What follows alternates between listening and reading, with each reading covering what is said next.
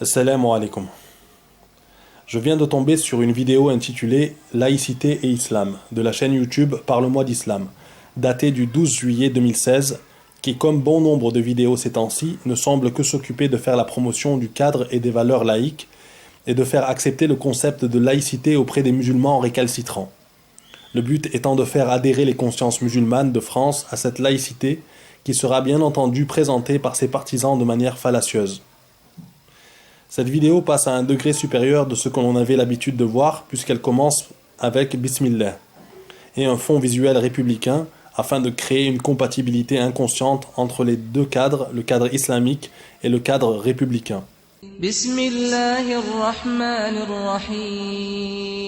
Assalamu alaikum wa rahmatullah. Aujourd'hui, nous allons parler de laïcité et d'islam. Et pour parler de ce sujet, nous recevons Éric Vincent, qui est spécialiste du fait religieux et de la laïcité. On remarquera que l'Éden, commençant par Allahu Akbar, Allah est le plus grand, aurait été malvenu puisque pour la laïcité, c'est la République la plus grande. Elle est extrêmement claire. L'opposition aujourd'hui est le fait qu'il faille respecter la loi républicaine. Vous n'êtes pas pour la charia en France. Mais écoutez, ma charia en France, c'est la loi de la République. On a donc choisi Bismillah, plus neutre, au nom d'Allah. Et enfin, je dis qu'on passe à un degré supérieur car la vidéo se termine sur des passages du Coran et hadith qui seraient pro-laïcité. Je vais tenter de faire une analyse concise de cette vidéo. Ce que je dirai ne sera pas exhaustif car je n'ai pas envie de me lancer dans un tel travail, je n'en vois pas l'utilité et je pense qu'il suffit de quelques contre-arguments à ceux qui sont doués d'un minimum de bon sens pour voir que la laïcité, dans ce qu'elle est réellement, est un cadre concurrent à l'islam, porté par les adversaires de l'islam.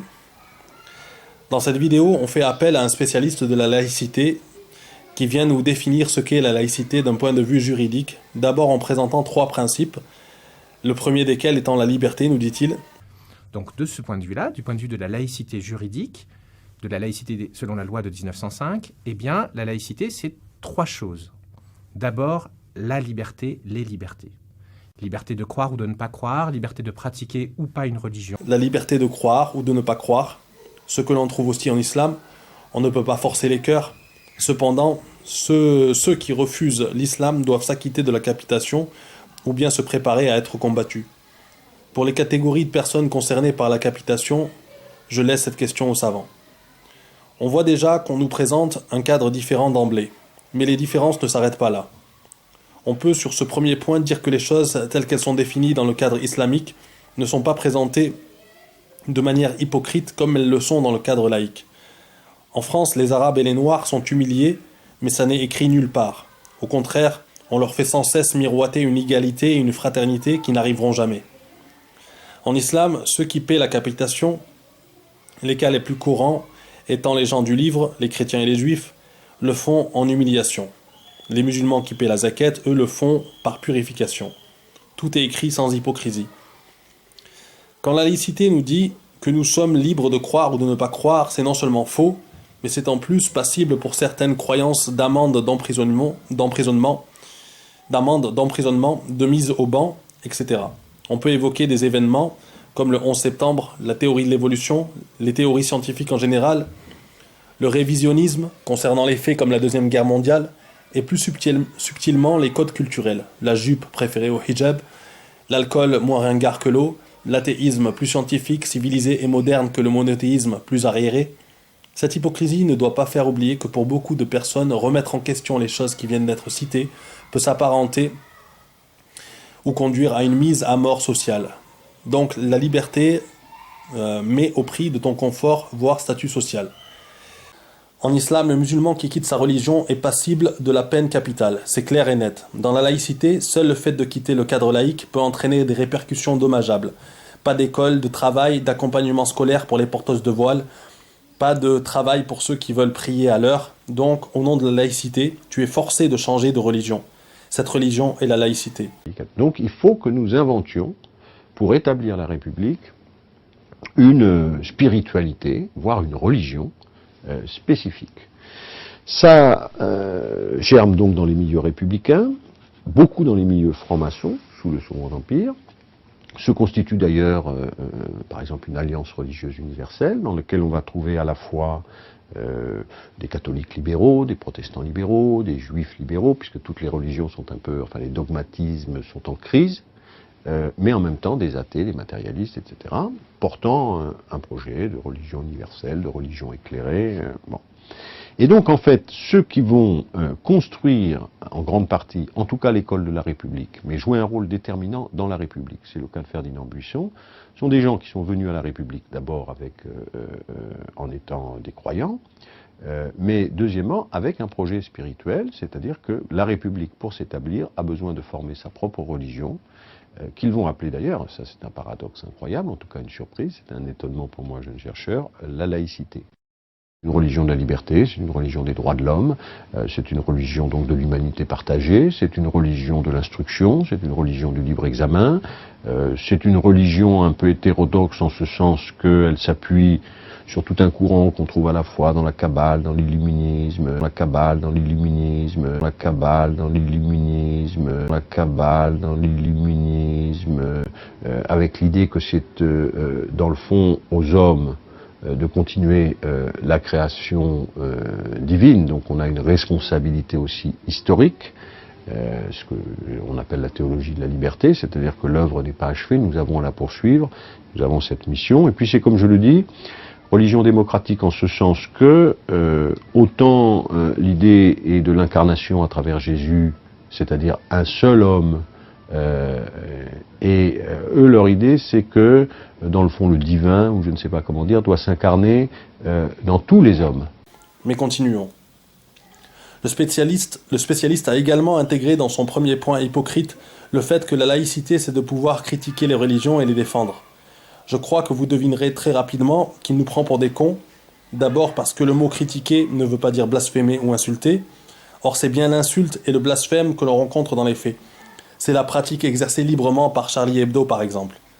Et deuxièmement, parce que les seules religions critiquées, pour reprendre son euphémisme, sont l'islam et la religion chrétienne. On ne critique jamais le judaïsme ou les juifs en France. C'est un fait. Pendant que Majid Oukacha crache sur l'islam et les musulmans et joue à son petit jeu de menacer de mort. Et voilà, et moi je voudrais vraiment qu'il y ait un débat public en France. C'est pas normal, la France qui est un pays laïque, c'est pas normal qu'on puisse pas avoir le droit de critiquer l'islam, c'est pas normal que ce soit dangereux pour sa vie, comme c'est dangereux pour ma vie d'avoir écrit ce livre-là, voilà, de pouvoir critiquer l'islam. Majid, il faut lire le livre. Il faut constater qu'il n'y a pas de Majid Oukacha d'origine juive, ou autre d'ailleurs, et que s'il existait, la menace aurait été mise à exécution. Et il n'aurait au moins jamais été invité sur un plateau télé pour faire la promotion de son livre anti-judaïsme, surtout sans contradicteur. Mais tout ça s'explique par le simple fait de répondre à la question de qui a les pouvoirs et les postes clés de faiseurs d'opinion en France. Le deuxième pilier de la laïcité, car il parle de piliers comme dans l'islam, le deuxième pilier présenté par le spécialiste est la séparation de l'État et des religions, la neutralité de l'État dans les affaires religieuses. Faut-il rappeler que le CRIF et l'État ne font qu'un, qu'on n'a jamais autant parlé d'islam, de musulmans, de gestion de leur culte, d'intégration, de réforme, de foulard, mais on nous parle de neutralité de l'État. Bon, sur ce deuxième point, no comment. Le troisième pilier, c'est l'égalité de traitement de tous les citoyens, que nous soyons musulmans, chrétiens, athées, bouddhistes. C'est ce qu'on disait plus haut, inutile de démontrer encore une fois que c'est faux. C'est ce que je disais concernant l'hypocrisie de la laïcité comparée à l'islam. En islam, ce n'est pas ton origine qui compte, c'est ta religion, et on te le dit d'entrée. Tu peux être rose comme un cochon, et être le plus pieux et méritant d'entre nous auprès d'Allah. À travers le reste de la vidéo, on continue à définir la laïcité et à en faire sa promotion auprès des musulmans, en disant quel est ce cadre qui permet de pratiquer toutes les religions, ou non religions. Les musulmans doivent bien comprendre que ce cadre se substitue au cadre islamique qui permet la pratique de certaines religions sous certaines conditions et dans certaines limites et sans hypocrisie. Il faut ajouter que le cadre islamique a obligatoirement l'islam comme religion d'État, et que les lois de la charia sont celles qui sont appliquées. Les choses sont claires et évitent toute dérive vers des perversions telles que le mariage pour tous, fruit de la loi des hommes, dit libre, mais en réalité sous influence maçonnique et donc diabolique. Puis la vidéo se termine par une manipulation d'un verset du Coran, le verset 40 de la sourate 22, le verset dit « Rabbunallah », qui devrait être traduit fidèlement par « Notre Seigneur est Allah », ou bien « Allah est notre Seigneur ». Or, il est traduit par Dieu est notre Seigneur, ce qui renvoie à cette universalité si chère aux francs-maçons. Et le présentateur croit bon d'ajouter, et nous sommes libres de dire Dieu est notre Seigneur. Le Coran dit, vous avez été chassés et persécutés pour la seule raison que vous avez dit Rabbun Allah, Dieu est notre Seigneur. Et nous sommes libres de dire Dieu est notre Seigneur. Or, ce n'est pas ce que dit le verset. Le verset dit notre Seigneur est Allah. Et ce serait bizarre de le rendre par notre Seigneur et Dieu, puisque Seigneur et Dieu sont quasi synonymes, ce qui n'est pas le cas pour le mot Allah, qui renvoie sans erreur à la religion musulmane, la seule acceptée par notre Seigneur Allah. La traduction la plus fidèle donc, la plus indiscutable est notre Seigneur est Allah, ou bien Allah est notre Seigneur. Le fait de dire Dieu est notre Seigneur est une manipulation volontaire dans le but de mettre en conformité l'islam avec la laïcité. Et c'est le sens de la fin de la vidéo. Le présentateur et le spécialiste nous appellent tous deux à vivre notre spiritualité sans faire chier notre monde. Bien sûr, ils le disent plus diplomatiquement. Je n'ai qu'un conseil aux musulmans de bon sens, n'acceptez pas la laïcité, ce n'est pas notre cadre, et ses piliers ne sont pas nos piliers, son hypocrisie ne se trouve pas en islam qui propose la religion la plus claire au monde. Ne troquez pas votre religion claire contre la religion hypocrite de la laïcité. Ce n'est pas un appel à désobéir aux lois françaises, mais à ne pas les reconnaître comme les vôtres, ou ayant la légitimité de réguler l'islam. C'est un rejet du cœur et de l'intelligence. Et les solutions viendront, Inch'Allah, aussi du cœur et de l'intelligence. Si vous deviez ne développer qu'une allergie bénéfique pour vous sur le long terme, ce serait l'allergie à la laïcité qui est la religion maçonnique. Wassalamu alaikum wa rahmatullahi wa barakatuh.